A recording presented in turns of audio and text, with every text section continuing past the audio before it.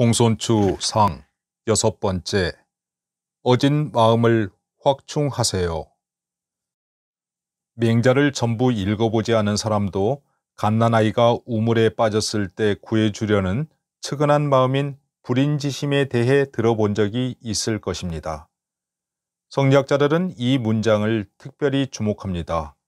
인간을 인간답게 해주는 따뜻한 마음과 인의예지라는 본성을 동시에 말하고 있기 때문입니다.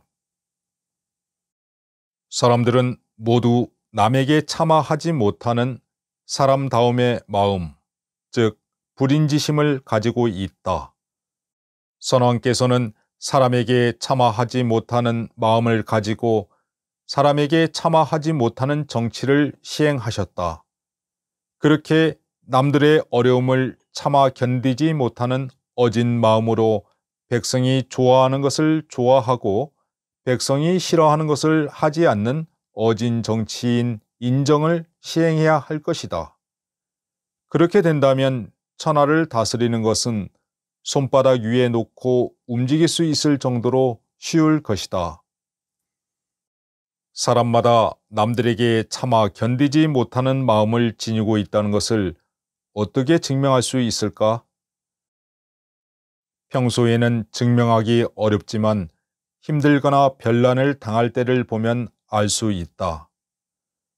사람들은 갑자기 갓난아이가 우물로 기어 들어가는 것을 보면 모두 깜짝 놀라고 측은해하는 진심 어린 마음이 들 것이다. 이것은 그 부모와 친분을 맺으려 해서도 아니며 고을 사람들과 친구에게 인자하다는 명예를 구해서도 아니며 사람을 구하지 않았다는 비난을 피하기 위해 그런 것도 아니다. 이는 무의식 중에 솟아나오는 자연스럽고 꾸밈없는 진심으로 사람마다 차마 견디지 못하는 불인지심이라 할 수 있다. 갓난아이 우물에 빠졌을 때를 상정하는 유자입정의 비유는 맹자가 주장하는 성선설의 근거로 자주 활용되곤 합니다. 마치 제선왕이 사지로 끌려가는 소를 보고 느끼는 안타까운 마음과도 비슷할 것입니다.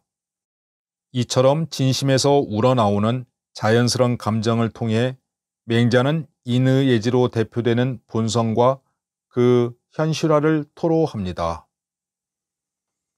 이로 말미암아 본다면 측은해하는 마음이 없으면 사람이 아니며 자신과 타인의 잘못된 행동을 부끄럽게 생각하고 미워하는 마음인 수호지심이 없으면 사람이 아니며 사양하는 마음인 사양지심이 없으면 사람이 아니며 옳고 그름을 가리는 마음인 시비지심이 없으면 사람이 아니다. 측은지심은 인의 단서가 밖으로 드러난 것이요 수호지심은 의의 단서가 겉으로 드러난 것이요 사양지심은 예의 단서가 밖으로 드러난 것이요 시비지심은 지혜의 단서가 겉으로 드러난 것이다. 마치 어떤 물건의 한 가운데에 있다가 밖으로 드러나는 것과 같다. 이러한 인의예지의 본성이 없다면 어떻게 측은하고 부끄러워하고 사양하고 옳고 그름을 분별하는 내 감정이 있겠는가? 사람에게 반드시 이 사단의 마음이 있는 것은 사람의 몸에 저마다 사지가 있는 것과 같다. 이 사단이 있음에도 욕망에 사로잡혀 행할 수 없다고 말하는 사람은 스스로를 해치는 자이며 우리 임금이 행할 수 없다고 말하는 사람은 그 임금을 해롭게 하는 자이다. 이래서는 안 된다. 나에게 있는 사단을 모두 넓혀서 채울 줄 알면 마치 불이 타올라 왕성하면 끌 수 없고 샘이 처음 솟아나 흐르면 막을 수 없는 것처럼 천지로 넓혀 나가야 한다.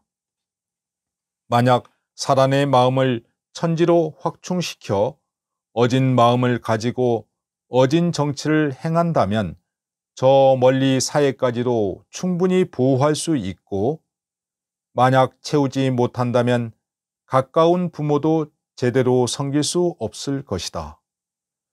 스스로 포기하지 말고 선왕을 본받아 사람으로서 차마 하지 못하는 그 마음을 마땅히 채워나가야 할 것이다.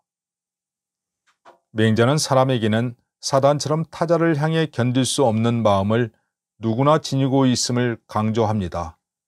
그러나 그 의도는 단순히 그러한 도덕적 마음이 있음에 만족하지 않고 그 마음을 끝없이 확충시켜 나가야 한다는 점에 있습니다.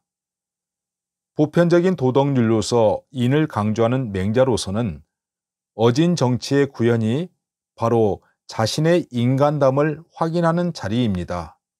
맹자는 말합니다.